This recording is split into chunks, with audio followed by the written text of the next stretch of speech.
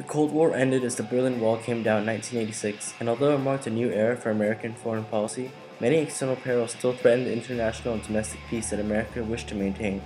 In the 1990s, President Clinton assumed power after succeeding the pro-war Republicans, Reagan and Bush Sr.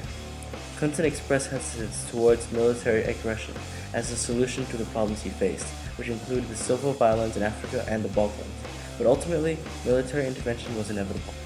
Clinton assumed the presidency just as Bush Sr. sent troops into Somalia. Clinton received a lot of criticism from the public over the loss of 19 American lives, so he withdrew from Somalia before any more damage could be done.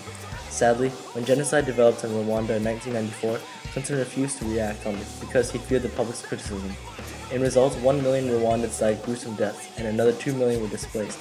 Clinton later confessed, "I blew it," while admitting not acting on the Rwanda crisis was his biggest mistake.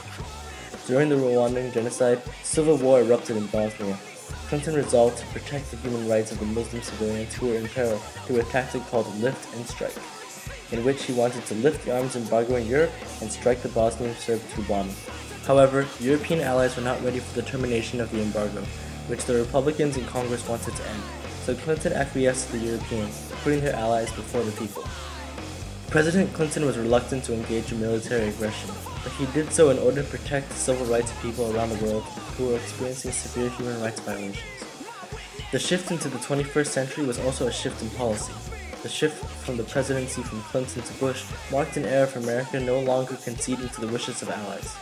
With other nations on the rise to being world powers, foreign policy focused on maintaining dominance, which came in the form of a war of terror and oil. The bombing of the World Trade Center towers on the 11th of September 2001 was a catalyst to the war on terror. Osama bin Laden and Al-Qaeda did not make their first appearance at this time, but the attack pushed President Bush to invade Afghanistan. He justified the invasion by declaring that America had the right to practice preventive war in order to protect itself from any country that gave aid to terrorists. This became known as the Bush Doctrine, the beginning of a rebellious era where America made decisions without the consent of others. The competition for oil that has been stirring since the 1973 oil embargo has close ties to the war on terror. The invasion of Iraq in 2003 epitomizes this because although the invasion was intended for the removal of biological weapons in Iraq, it conveniently also gave America leverage on the oil industry. Much detail could be discussed and expanded on the war on terror and its connection to the struggle for oil, because these are just examples that are only part of a bigger picture regarding world dominance through control of oil. Terrorists have been developing power because there has been a vacuum of policy to prevent it. Therefore, there is no end in sight for the war on terror for years to come.